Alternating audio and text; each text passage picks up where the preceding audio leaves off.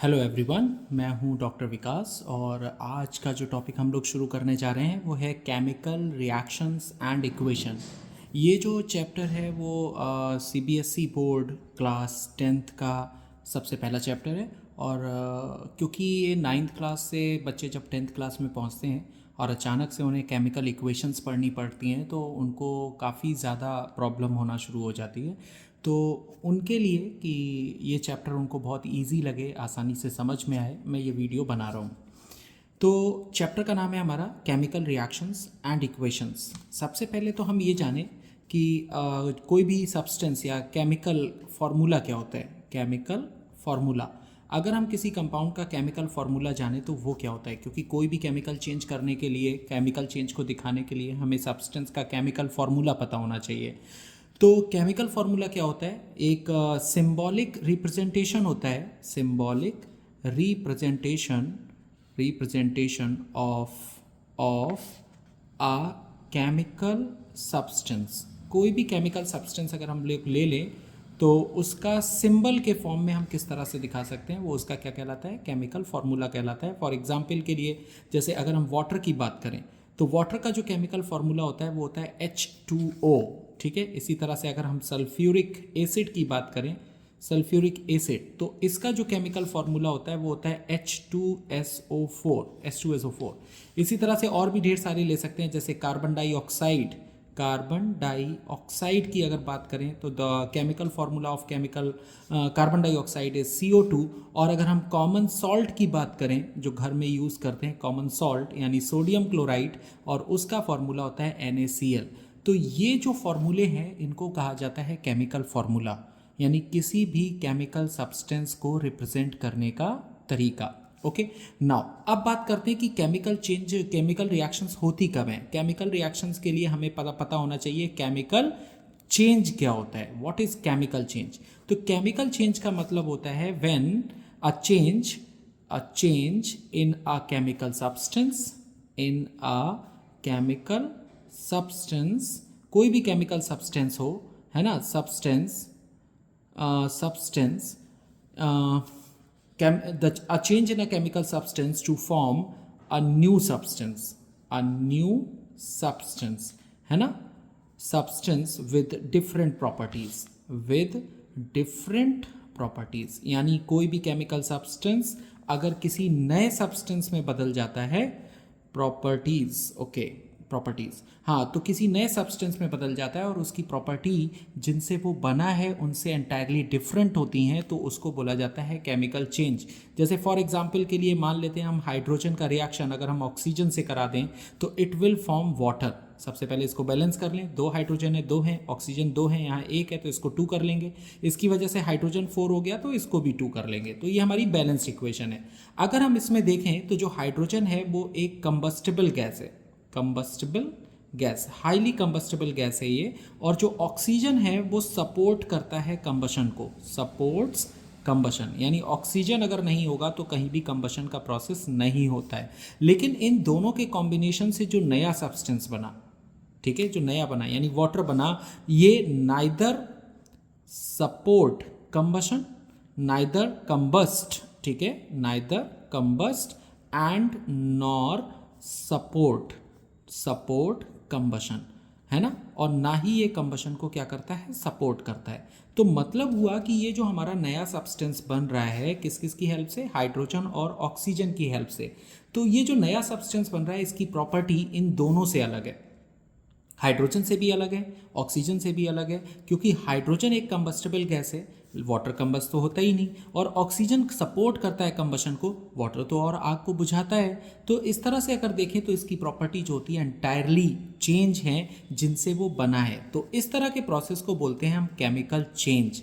और ये जो हमने सिंबॉलिक रिप्रेजेंटेशन दिखाया किसी केमिकल चेंज के लिए, इसको बोला जाता है, this is known as chemical equation. इसको हम बोलते हैं केमिकल इक्वेशन। तो अगर पूछा जाए आपसे what is a chemical equation, तो सो सिंपल, एक लाइन में हम बोल सकते हैं the symbolic representation of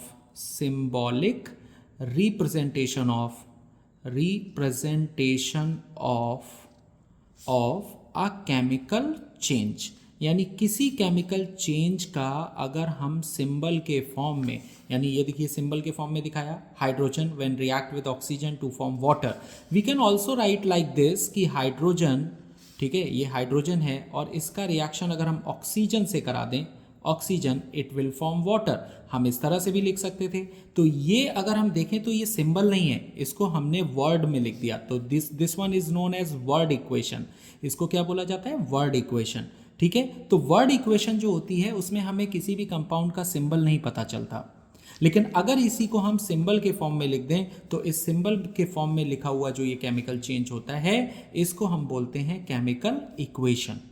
chemical equation, तो मतलब हुआ केमिकल इक्वेशन को हम क्या बोलेंगे कि अगर कोई सब्सटेंस किसी एक फॉर्म से दूसरे फॉर्म में चेंज हो रहा है और उसको अगर हम सिंबल के फॉर्म में रिप्रेजेंट करते हैं, सिंबल के फॉर्म में दिखाते हैं, तो उसको हम बोलते हैं chemical change. Okay, I think समझ में आ गया होगा केमिकल चेंज क्या है।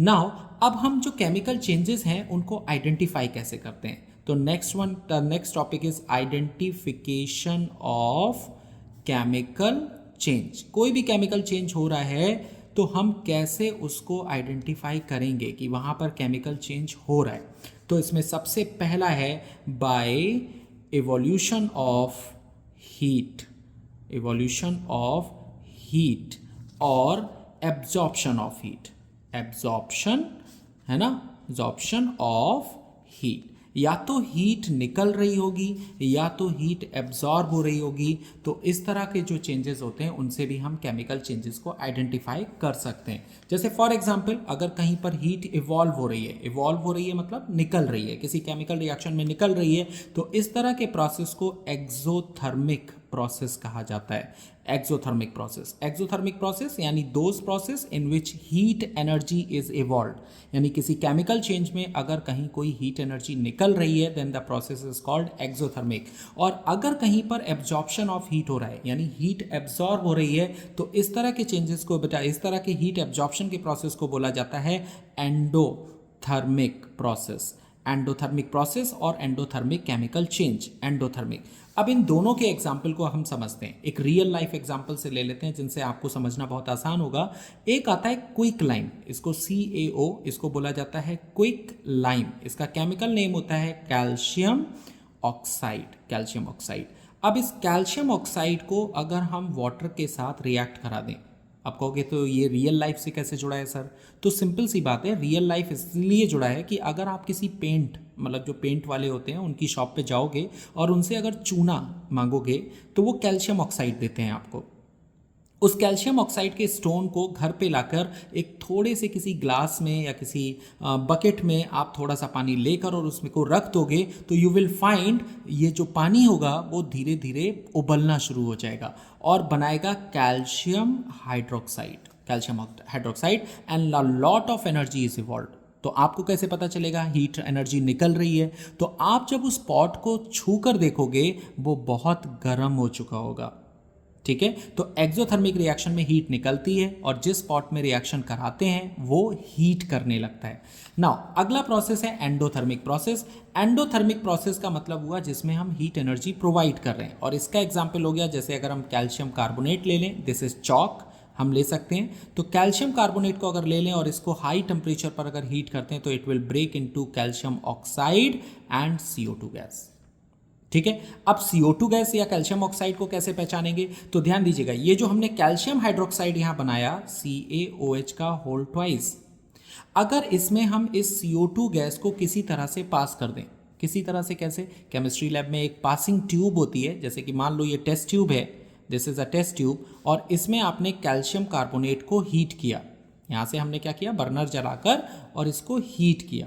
जब हीट करेंगे तो यहाँ से जो CO2 गैस निकलेगी, हमने क्या किया, यहाँ पर एक पासिंग ट्यूब लगा दी, ये passing tube, this is called passing tube, और उस पासिंग ट्यूब को बगल की ही एक दूसरी टेस्ट ट्यूब में एक और टेस्ट ट्यूब ले ली और जिसमें हमारा कैल्शियम हाइड्रोक्साइड का यानी CaOH का होल ट्वाइस इसका सॉल्यूशन फिल है, हमने क्या किया, इसमें इसको पास कराया। जो कैल्शियम हाइड्रोक्साइड का सॉल्यूशन होता है ये ट्रांसपेरेंट होता है, ट्रांसपेरेंट होता है, और जब इसमें CO2 पास होती है तो CaOH का होल ट्वाइस ये CO2 से रिएक्शन करके ध्यान दीजिएगा, बनाता है CaCO3 और प्लस वाटर। जो ये CaCO3 होता है, इसकी वजह से सॉल्यूशन का कलर मिल्की वाइट हो जाता है, मिल्की वाइट हो जाता है। अब रिएक्शन कैसे होती है इसको समझेंगे तो देखिए, Ca पर 2 OH लगे लाइक दिस, ठीक है। इस OH में से एक वाटर निकल गया, जो हमारा ये वाला पार्ट हो गया, ठीक है। ये जो आपको दिख रहा है दिस इज वाटर, और यहाँ जो ये CaO बचा, ये CO2 के साथ मिलकर क्या बना लेगा, CaCO3 और प्लस क्या बनेगा, वाटर। तो रिएक्शन इज सो सिंपल। ये जो कलर है इसका मिल्की वाइट कलर आता है बिकॉज जो कैल्शियम कार्बोनेट है वो वाटर में सॉल्युबल नहीं होता है, तो इस तरह से इसका प्रेसिपिटेट बनता है, ठीक है। तो ये 2 रिएक्शन मैंने आपको यहाँ बताई, एक ऐसा जिसमें एक्सोथर्मिक प्रोसेस होता है यानी हीट एनर्जी इवॉल्व होती है और केमिकल चेंज हो रहा है, this is also a example of chemical change. And the second one is endothermic process, जिसमें हीट एनर्जी एब्जॉर्ब हो रही है और कंपाउंड ब्रेक हो रहा है एक से ज़्यादा प्रोडक्ट्स में, और इस प्रोसेस को एंडोथर्मिक बोल रहे हैं बिकॉज ये हीट करने पर हो रहा है, यानी रिएक्शन में हीट को हम क्या करा रहे हैं, एब्जॉर्ब करा रहे हैं, ठीक है। तो 2 तरह के प्रोसेस हो गए, कौन कौन से हो गए, एक आपका केमिकल चेंज के लिए एक्सोथर्मिक प्रोसेस और दूसरा हो गया एंडोथर्मिक प्रोसेस, और ये दोनों कैटेगरी आएंगी by evolution of heat and by absorption of heat category में, ठीक है। So simple. अब हम बात करते हैं दूसरे मेथड का। कोई और मेथड है हमारा जिसकी वजह से हम लोग केमिकल चेंज को पहचान सकते हैं, and the second method is by evolution of gas. किसी भी रिएक्शन में अगर गैस निकलती है, गैस निकल रही है यानी आपका गैस एज ए प्रोडक्ट है, तो उसमें भी हम लोग केमिकल चेंज को समझ सकते हैं। जैसे फॉर एग्जांपल अगर हम पीछे वाला ही एग्जांपल ले लें, CaCO3, और इसको अगर हम हीट कर रहे हैं तो it will decompose into CaO और प्लस CO2। कौन सी गैस यहाँ पर निकल रही है, कार्बन डाइऑक्साइड, ठीक है। इसको पहचानने का तरीका भी मैंने अभी आपको बताया कि कैल्शियम हाइड्रोक्साइड के सॉल्यूशन में जो कि ट्रांसपेरेंट होता है और इसमें अगर हम CO2 गैस को पास कर दें तो it will convert into CaCO3 और प्लस वाटर, और इसका जो कलर आता है वो कैसा आता है, milky white, due to formation of precipitate of calcium carbonate. Simple. तो हमारी जो गैस निकल रही है CO2, उसको आइडेंटिफाई करने का तरीका है कि हम उसमें क्या बना दें, कैल्शियम कार्बोनेट करके बना दें, सिंपल। नाउ अब अगर हम दूसरी किसी गैस की बात कर लें, जैसे फॉर एग्जांपल के लिए हाइड्रोजन गैस कहीं इवॉल्व हो रही है, when zinc reacts with diluted H2SO4, अगर हम किसी एक्टिव मेटल का रिएक्शन किसी डाइल्यूट है ना एसिड के साथ कराते हैं तो इसका जिंक इसके सल्फेट के साथ मिलकर बनाएगा ZnSO4 और प्लस हाइड्रोजन गैस यहाँ पर इवॉल्व होगी, ये हाइड्रोजन यहाँ से इवॉल्व हो जाएगी। अब ये जो हाइड्रोजन गैस इवॉल्व हो रही है इसको कैसे आइडेंटिफाई करेंगे, तो बर्न्स विद पॉप साउंड, ये पॉप साउंड के साथ क्या होता है, बर्न होता है। अगर इसको जलाएंगे तो एकदम जैसे ही छोटा सा पटाखा किसी ने छोड़ दिया उस तरह का साउंड क्रिएट होता है। तो हाइड्रोजन गैस को भी हम केमिकल चेंज में पहचान सकते हैं, और ये केमिकल चेंज है क्योंकि न्यू सब्सटेंस बन रहा है, ठीक है। नेक्स्ट गैस हम लोग ले लेते हैं, एक और एग्जांपल ले लेते हैं कि अगर हम लेड नाइट्रेट को हीट करते हैं, लेड नाइट्रेट है और इसको हीट करते हैं तो ये डिकम्पोज होता है लेड ऑक्साइड प्लस NO2 और प्लस O2, यानी लेड ऑक्साइड, नाइट्रोजन डाइऑक्साइड और ऑक्सीजन में, ठीक है। अब इस रिएक्शन को समझने से पहले इसको बैलेंस कर लिया जाए, तो बैलेंस करने का जो मैं तरीका आपको सिखाने जा रहा हूँ ये आपको किसी चैनल पे नहीं मिलेगा। इसको ऑड इवन मेथड कहते हैं, और ये मेथड मैंने खुद जनरेट किया है। हो सकता है आपने कहीं देखा हो या सुना हो, तो मे बी वो मेरा स्टूडेंट रहा हो, लेकिन ये मेथड आपको कहीं और देखने को नहीं मिलेगा। इसको थोड़ा सा ध्यान दीजिएगा। ऑक्सीजन और हाइड्रोजन को छोड़कर पहले हम बाकी सारे एलिमेंट्स को बैलेंस करते हैं। तो जैसे यहाँ पर देखेंगे हमारा लेड है, तो यहाँ पर लेड है, एक लेड इधर है, एक लेड इधर है, बराबर है। नाइट्रोजन कितना है यहाँ पर, 1, और ब्रैकेट के बाहर 2 लगाए, इसका मतलब नाइट्रोजन हो गए 2, यहाँ पर हमारे पास एक ही है तो इसको हमने 2 कर लिया। ओके, नाउ ऑक्सीजन यहाँ पर कितना है, 3 2 जा 6, 3 ये और ब्रैकेट लगा है ट्वाइस, इसका मतलब हो गया 6, और इधर अगर काउंट करेंगे तो ये हो गया 1 2 2 जा 4 और 4 और 2 6, 6 ये और 1 ये 7, यानी 1 यहाँ पर, 4 यहाँ पर और 2 यहाँ पर, टोटल कितने हो गए आपके, 7 ऑक्सीजन एटम्स हो गए, ठीक है। अब अगर हम देखें तो इधर आपके इवन नंबर आ रहे हैं ऑक्सीजन के और इधर आपके ऑड नंबर आ रहे हैं, ठीक है। तो क्या करेंगे, तो किसकी वजह से ऑड हो रहा है आप इसमें से देखिए, यहाँ 2 हैं, यहाँ 4 हैं, यहाँ 1 है, तो आई थिंक इसकी वजह से ऑड हो रहा है। जिसकी वजह से ऑड हो रहा है उसको कर लेते हैं डबल, यानी ऑक्सीजन को कर दिया हमने डबल। अब जब ऑक्सीजन को डबल किया तो उसकी वजह से लेड हो गया डबल, जब लेड हो गया डबल तो इसको कर लिया डबल। अब जब लेड हो गया डबल तो लेड डबल होने की वजह से नाइट्रोजन हो गया डबल, नाइट्रोजन 2 था पहले, अब हो गया 2 2 जा 4, तो इसको हम 4 कर लेंगे, दिस बिकम्स 4 नाउ। और जब 4 हो जाएगा अब ऑक्सीजन देखेंगे, काउंट करेंगे, 2 3 जा 6 और 6 2 जा 12, काउंट करिए 12 हो गया, 2 3 जा 6 और 6 2 जा 12, 2 यहाँ पर, 8 यहाँ पर और 2 यहाँ पर, तो 2 और 8 10 और 2 12, अब ऑक्सीजन भी 12 हो गए। तो देखेंगे आप रिएक्शन बैलेंस हो गई। यहाँ पर जो लेड नाइट्रेट है उसका कलर वाइट होता है और ये एक सॉलिड कंपाउंड होता है। यहाँ पर जो लेड ऑक्साइड होता है इसका कलर येलो होता है और ये ऑल्सो एक सॉलिड कंपाउंड है। लेकिन यहाँ पर क्योंकि हम लोग पढ़ रहे हैं बाय इवोल्यूशन ऑफ गैस, है ना, identification of a chemical change bye evolution of A gas, तो ये पढ़ रहे हैं। तो अगर हम देखेंगे तो यहाँ पर कौन सी गैस इवॉल्व हो रही है, नाइट्रोजन डाइऑक्साइड, और कौन सी गैस इवॉल्व हो रही है, ऑक्सीजन। क्योंकि ऑक्सीजन तो कलरलेस होती है तो उसको आइडेंटिफाई कर पाना मुश्किल होता है, लेकिन नाइट्रोजन डाइऑक्साइड जो गैस है इसका कलर रेडिश ब्राउन होता है। इसका मतलब इसको आइडेंटिफाई करना बहुत आसान है, कलरफुल गैस है तो पहचानना भी बहुत आसान है। तो अगर हम लेड नाइट्रेट को टेस्ट ट्यूब में हीट करेंगे तो येलो कलर का रेजिड्यू बचेगा जो उसके बॉटम में होगा, और टेस्ट ट्यूब की वॉल पर आपको रेडिश ब्राउन कलर की गैसेस निकलती हुई दिखाई देंगी, जो किसकी होंगी, नाइट्रोजन डाइऑक्साइड की। तो इस तरह से आप इवोल्यूशन ऑफ गैस के थ्रू भी केमिकल चेंजेस को पहचान सकते हैं। ठीक है, तो कैसे पहचानेंगे, रेडिश ब्राउन। हाइड्रोजन को कैसे पहचानेंगे, burns with pop sound. And the third one is आप कार्बन डाइऑक्साइड को कैसे पहचानेंगे, by passing through lime water, इसको लाइम वाटर भी बोलते हैं, this is also known as lime water. Lime water से पास करेंगे या कैल्शियम हाइड्रोक्साइड से पास करेंगे, it will turns into milky white due to the formation of calcium carbonate, a white precipitate. यानी इस तरह से हम लोग केमिकल चेंजेस को क्या कर सकते हैं, आइडेंटिफाई कर सकते हैं बाय इवोल्यूशन ऑफ गैस। तो हमारे 2 मेथड हो गए। The first method is by evolution of heat, by absorption of heat, ठीक है, या कह सकते हैं by change in heat energy. The second one is by evolution of gas, and now the third one is C, third one is by change in colour. यानी compound का अगर colour change होता है तो हम उसके बेस पर बता सकते हैं कि वहाँ केमिकल चेंज हो रहा है या नहीं। ठीक है, ओके। नाउ अगर हम देखें यहाँ पर तो जैसे इसी इक्वेशन को उठा लेते हैं, ये जो ऊपर वाली इक्वेशन है इसी को उठा लेते हैं यहाँ पर, तो यू विल सी दैट कि लेड नाइट्रेट को अगर हम हीट करते हैं तो it will convert into lead oxide, nitrogen dioxide and oxygen. अगर देखोगे तो जो लेड नाइट्रेट है उसका कलर वाइट होता है, जैसे मैंने कि यहाँ भी लिखा हुआ है, तो it is white in colour. ठीक है, जब हीट करते हैं तो ये लेड ऑक्साइड में टूटता है और लेड ऑक्साइड का जो कलर होता है वो कैसा होता है, येलो। और यहाँ से जो गैस इवॉल्व होती है नाइट्रोजन डाइऑक्साइड, और इसका कलर होता है रेडिश ब्राउन। इसका मतलब हुआ कि वाइट कलर का कंपाउंड येलो कलर का रेजिड्यू दे रहा है, एज वेल एज उसमें रेडिश ब्राउन कलर की गैस निकल रही है। इट मीन्स यहाँ पर भी केमिकल चेंज हो रहा है। केमिकल चेंज, एक नया कंपाउंड बन रहा है और जिसकी प्रॉपर्टी जिनसे वो बन रहा है उससे बिल्कुल अलग होगी। In second case you will find that कि जो आपका FeSO4 है, फेरस सल्फेट, अगर हम इसको हीट करते हैं तो ये बदल जाता है Fe2O3, मतलब ferric oxide, sulphur dioxide and sulphur trioxide. You will see here की रिएक्शन बैलेंस होगी, 2Fe 2 सल्फर, एक यहाँ और एक यहाँ, और 2 4 जा 8 ऑक्सीजन, तो 3 यहाँ 2 यहाँ 3 यहाँ, तो देखेंगे 8 हो गया।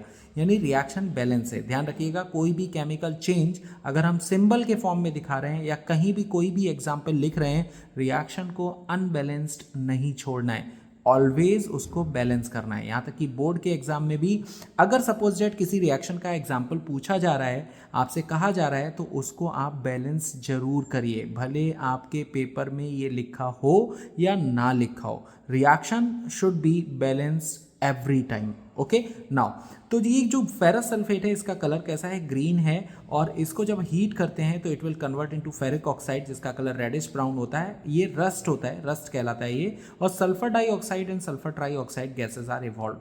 ये गैसेस का आइडेंटिफिकेशन कैसे करते हैं, एक्चुअल में दीज गैसेस आर कलरलेस। दोनों ही गैसेज जो हैं वो कलरलेस हैं, इसीलिए मैंने इसका एग्जांपल यहाँ पर नहीं लिखा, बिकॉज यहाँ पर हमने उनको लिखा जिनको पहचानना ज़्यादा आसान होता है। लेकिन अगर सल्फर डाइऑक्साइड और सल्फर ट्राइऑक्साइड को भी अगर आपको पहचानना है तो इट इज़ सो सिंपल, आप इनको इनहेल करके देखेंगे तो ये गैसेस आपको सफोकेटिंग मतलब लगेंगी, आपके नेक में जाकर इरिटेशन क्रिएट करेंगी, बिकॉज क्योंकि हमारी नेक में होता है वाटर, यानी हमारी टंग पर और नेक के पास होता है वाटर, और whenever the sulphur dioxide and sulphur trioxide reacts with that water they form H2SO3 and H2SO4 which are acids. और एसिड्स अगर हमारे गले में लगेंगे जाकर तो उनसे हमें इरिटेशन फील होगी हमारी नेक के अंदर। तो इस तरह से जो होगा, सल्फर डाइऑक्साइड और sulphur trioxide are suffocating gases and create irritation in our neck. Okay, तो आई थिंक समझ में आ गया होगा कि कलर चेंज के बेस पर भी हम बता सकते हैं कि केमिकल चेंज हो रहा है या नहीं। तो केमिकल चेंज कलर चेंज के बेस पर हो गया। And the last one is bye formation of precipitate. What is precipitate? तो प्रेसिपिटेट होता है यानी कोई भी ऐसा सॉलिड कंपाउंड, सॉलिड प्रोडक्ट मतलब जो बन रहा हो, किसी रिएक्शन में बन रहा हो, तो सॉलिड प्रोडक्ट फॉर्म्ड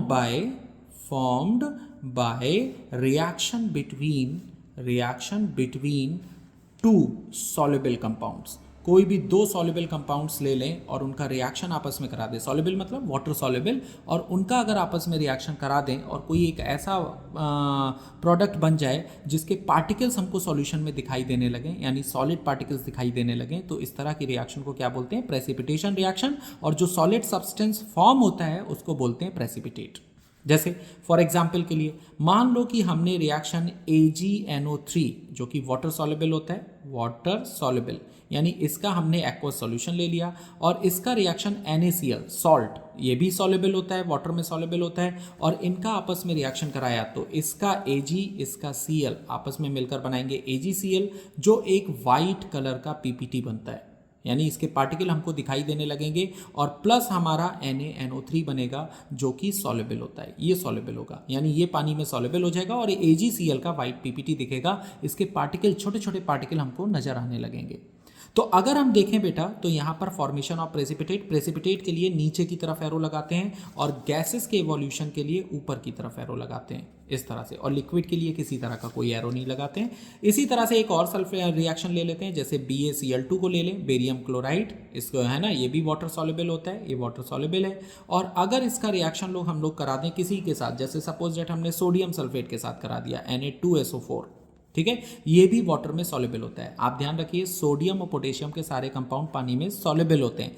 इसका बेरियम इसके सल्फेट के साथ रिएक्शन करेगा और बनाएगा BaSO4, और जिसका PPT आएगा, और इसका भी कलर वाइट होता है, this is white in colour, और प्लस इसके 2 Na और इसका 2 Cl मिलकर बनाएगा 2 NaCl, that is a common salt. ध्यान दीजिएगा कुछ बच्चे इसका फॉर्मूला Na2Cl2 लिख देते हैं जो कि गलत है, ठीक है। सोडियम क्लोराइड का फॉर्मूला होता है NaCl, और इसके आगे 2 लगा देते हैं, इट मीन्स 2 सोडियम और 2 क्लोरीन एटम्स आर हेयर, ठीक है।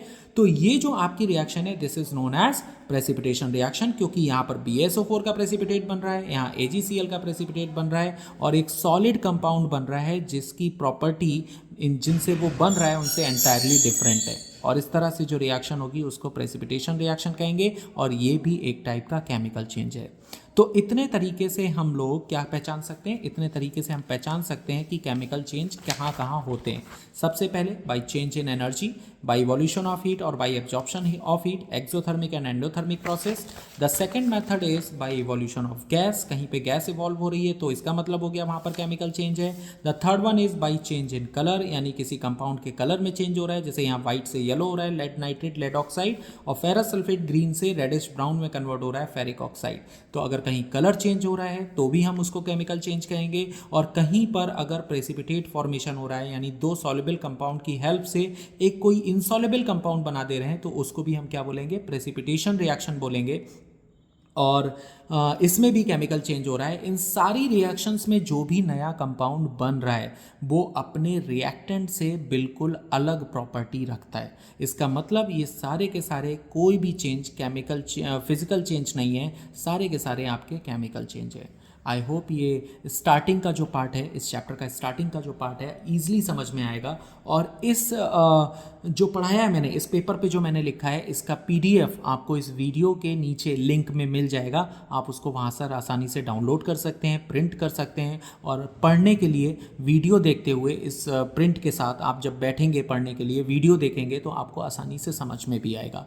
आई होप वीडियो अच्छा लगा होगा। अगर ऐसा आपको अच्छा लगा है तो आप अपने दोस्तों को फॉरवर्ड कीजिए ताकि वो भी इससे बेनिफिट उठाएं और मेरे चैनल को ग्रो करने में हेल्प करें। ठीक है, thank you so much, thank you. मिलता हूँ नेक्स्ट वीडियो में।